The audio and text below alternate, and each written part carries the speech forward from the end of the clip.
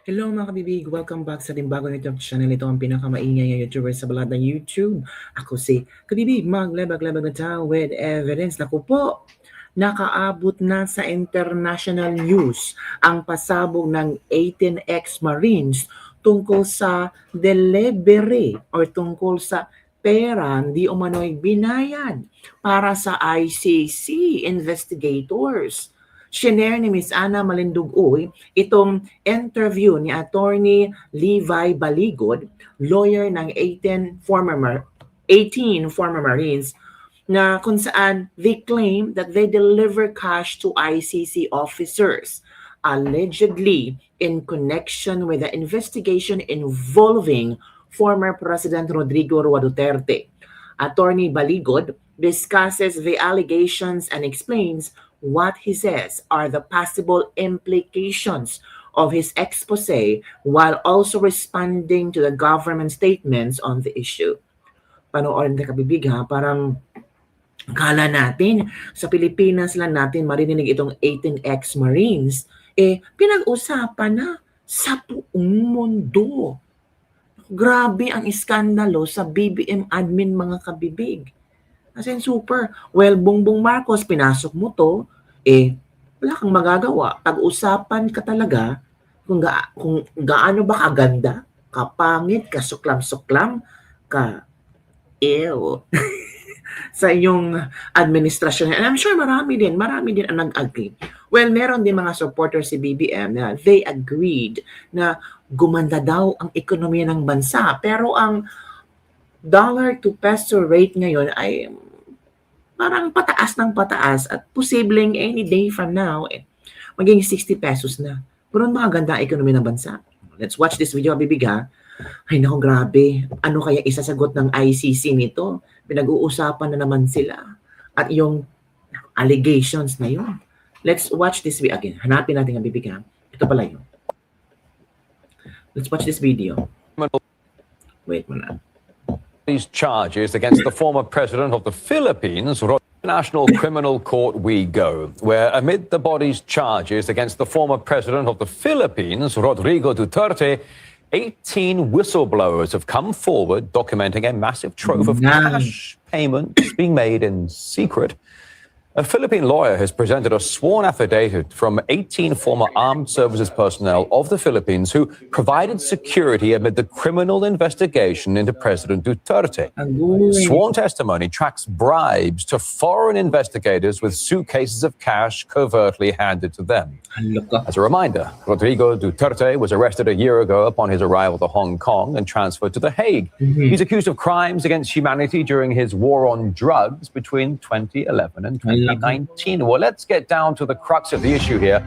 Crossing live now to attorney Levi Baligod, who presented a sworn affidavit from 18 current and former Philippine Armed Service personnel tied to this case in question. This is very intriguing. Mr. Baligod, good afternoon and welcome to the program on RT International. Yes, good afternoon, Mr. Rory Sochet, and good afternoon as well to all your viewers. It's a great pleasure to have you on the program today, sir. Just so I understand, you are the attorney representing 18 individuals who made claims of delivering suitcases stuffed with cash. Grabe, no? Delivering suitcases, suits with may laman na nakakahiya ka bibig. Grabe. That were allegedly for funding an ICC probe into the former president, Rodrigo Duterte. Can you please help me understand and break that down? Over to you. Yes, these 18 former military officers were employed by former Congressman Saldico, who was the former chairman of the House Committee on Appropriations.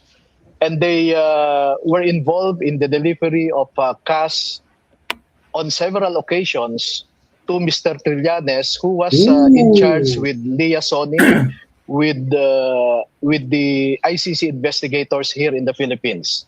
So they know that Saldico, Trillanes, mention na kayo, international news to.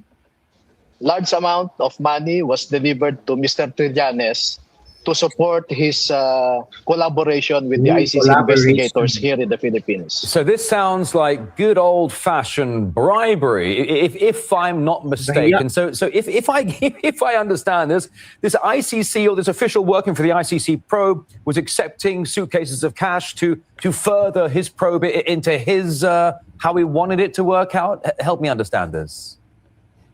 No, to be fair, the 18 former soldiers did not see Mr. Trillanes actually handing money to the ICC investigators, but they know that large amounts of money were delivered to Mr. Trillanes, being the liaison of the political opponents of former President Duterte here.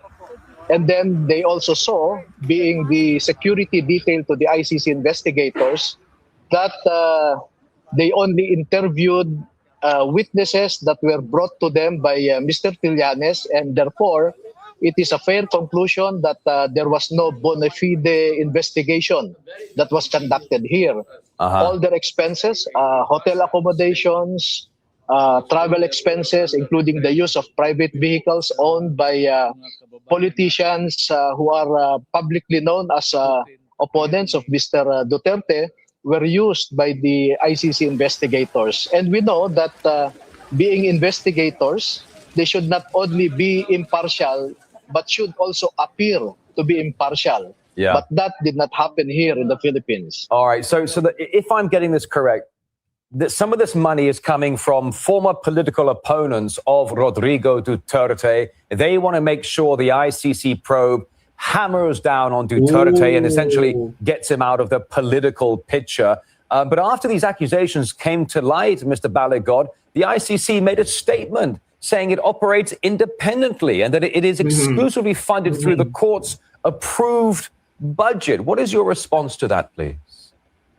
Yes, that is the correct policy, that they should be independent. But that did not happen here in the Philippines. Alaka, go Attorney Baligod. Go. Ipaglaban mo na tama at meron kayong ebidensya na idiin ang ICC na ito ay corrupt at nagpabayad.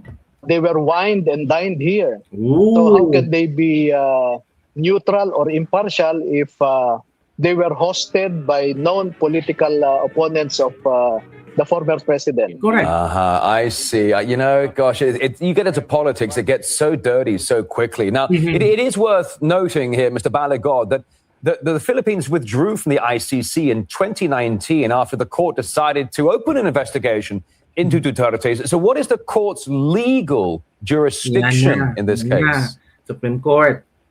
That is one serious problem here, because the Philippines withdrew from ICC in 2018, and the ICC residual jurisdiction should have ended a year after, or on March 2019.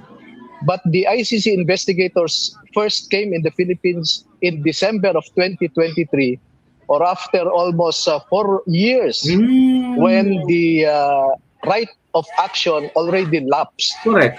So I don't know how ICC derived jurisdiction when its residual jurisdiction had already lapsed. Yeah. Ang galing niya, Atty. Baligod, no? In-explain niya unti-unti hanggang maintindihan na nag-interview sa kanya. Galing niya, Atty. Baligod. Ito yung, lahat ng mga, ng mga na-interview, talagang magaling silang magsalita. Hindi pa utal-utal, hindi pa mga do. May naalala ba kayo mga It's a very, very good point. I appreciate that, Levy. Correct. I wanted to ask you, Duterte, when he was doing his war on drugs, sabi niya, very good point. So it means alam nila. Alam na nag-interview nito kung ano talaga ang totoong proseso at bakit ang ICC alam pa rin na alam naman na wala. Di ba, kabibing? So what's his been? to dealing the drugs in the Philippines. Ito na. Okay. Duterte was doing the right thing by trying to help society by cracking down on these narcotic Correct. gun-wielding gangs. But the problem is, Duterte became a problem in the eyes of certain Western players. I remember distinctly back in 2016, the former U.S. Secretary of State, John Kerry, he went for a lunch slash dinner with Duterte at the presidential palace. And the story goes that John Kerry, the former U.S. Secretary of State, gave Duterte, or tried to give him, a suitcase with $700,000 in cash. Duterte reportedly said no. Really pissed off John Kerry. Ever since then, Duterte's been a problem. What are your thoughts? Yan pala. Well, my observation about the former president is that he is not corrupt, Correct. and that the drug war was a necessity to prevent the Philippines from being ruled by narco politicians, Correct. and that his warnings about killing drug lords and Correct, drug correct, pushers in the correct, Philippines Correct. was a statecraft necessity Agree. to discourage would-be criminals from Alam nyo kabibig, ngayon no, sa mga nangyari sa Pilipinas ngayon, hinahanap na si Pangulong Duterte. Ikaw, di ba? Magbasa ka ng mga news ngayon, kahit sa social media, sa mga posting. Talagang yun mo, kung nandito sana si Duterte, kung sana si Duterte pa ang presidente, sana wala ganitong klaseng krimen. Every now and then, mababasa natin, no, may mga chinugi. As in, super nakakalungkot lang. At nakakatakot na lumabas paggabi. Noong kasi sa panahon ni Duterte, parang confident kang lumabas kasi alam mo na na mga tao takot. Marami nga ang nagtukhangers, yung bumalik sa loob, bumalik sa pagiging, ayaw nang gumamit ng mga pahangin-hangin. Pero si BBM talaga, sumisinghot-singhot go lang. Grabe. continuing with their criminal trade. Correct. We also know that he was openly anti-American in his language, no?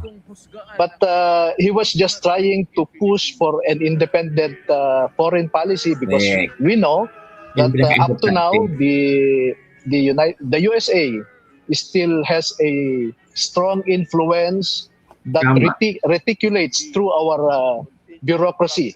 But it's not just in the Philippines. I think that kind of American influence spans many governments around the world.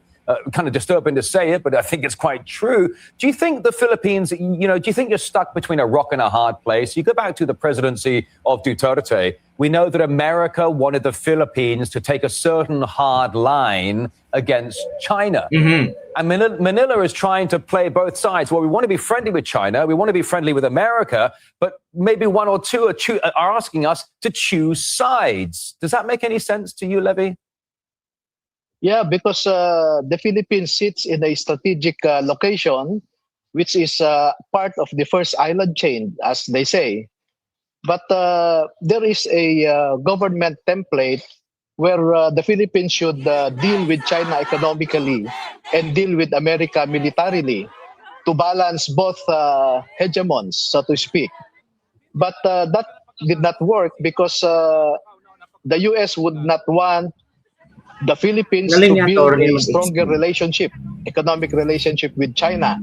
And also China would not want the Philippines to have a strong military relationship with the America. US. Yeah. So that is true. We are between the devil and the deep blue sea, or between Sheila Yeah. and Charides, no? Yeah. Yeah. But our foreign policy makers in the Philippines should realize that the Philippines can be both friends to China Correct. and the US. Yan ang ginawa pa And Duterte. the Philippines being a strategic, geographically strategic in the South China Sea is already an obsolete concept when it comes to geopolitics, if I may say. Well, it's. I think you're absolutely right. For the Philippines, really stuck between a rock and a hard place, between two of the biggest global players on the block. I think it's a very intriguing and somewhat disconcerting position to be in. But we're so grateful for your time. We're also grateful, frankly, for the former presidency of Rodrigo Duterte. But for the meantime, Philippine lawyer Levy Baligod, it's so good to have you on the program to shed some light on this complicated story. Thank you. Yan ang kabibig ha. Ito ang komento ng ating mga netizen. OMG, now the whole world knows. Attorney Baligod did a good job. He stated it clearly and vividly. And to the other topic, he hits to we are under the devil in the deep blue sea from Nenen Lepitin Barreto. Ito pa sinabi dito. Dapat kasi imbestigahan na lang para magkaalaman na, hi, Philippines. Thank you for sharing, Prof. Ana Malindugoy, and thank you to Levi for saying it's good as it should be. Ayan, kamibig oh. Congrats, Attorney Livito Di Baligod and ex-Marines laban. Yung MSM dito na napakatahimik sa issue na yan samantalang ibinalita na sa buong mundo. Iba talaga ang nakatanggap pag nakatanggap ng maleta. International news, ICC, the world is watching. Respect for Attorney Levi. Lahat ng mga sinasabi niya, pawang katotohanan sa gitna ng kabalastugan ng gobyerno natin ngayon. Matay na bunyag na all over the world. Nakakahiya kung matigas pa rin ng ICC. Well said, Attorney perfectly presented the Philippines' wise geopolitical stand. Also courageously shared the brave 18 cases. Yan ang kabibig ha. Yan ang mga sentimiento at mga komento ng ating mga netizen hinggil sa interview ni Attorney Levi. Grabe. Parang nakakashock kabibig, no? Ito ang pinag-uusapan. Akala natin sa Pilipinas lang pero nakaabot na pala sa ibang bansa. Lalo na ang di umano'y bigayan ng pera sa mga ICC investigators. Sabi nga ni Attorney Levi, kung yan ang paniniwala ng ICC, bakit nakikita natin may mga pictures na dito sila kumakain, doon sila nakatira sa mga hotel na pagmamayari ng Rizal Dico. Tapos, ang sinasabi pa ng mga 18 ex-Marines ay pinipili yung mga witnesses. Tapos, mention ang name ni Trillanes. Sikat na sikat si Trillanes, no? Ano kaya ang magiging reaction ng ICC? Parang nababahiran at napapahiran na ng pangit ang naimahe ang ICC. Ang tanong, meron pa kayang maniniwala sa ICC? Kung akala ng ICC, naging successful sila kasi meron isang Duterte na nakakulong sa detention sa ICC, para yatang iba. Parang patungo sa kapahamakan, patungo sa basura ang ICC, patungo sa isang malagim na history na lang ang ICC, kabibig. Sige ICC, kaya niyo pa ba? Yan ang kabibig. Don't forget to like, subscribe, and share this video para sa mga latest trending news nating pag-usap-usapan at sa ating mga OFW dyan. Salamat po sa pag-share, pag-like, pag-comment, at panonood sa aking mga videos. Thank you very much. Bye everyone. See you next time. Ako, grabe, no? Naka-international news na ang 18 ex-Marines. How much more kung yung iba pang mga nasa loob na kailang affidavit, pag-uusapan din ito. Ako, kakahiya naman Bongbong Marcos, oy.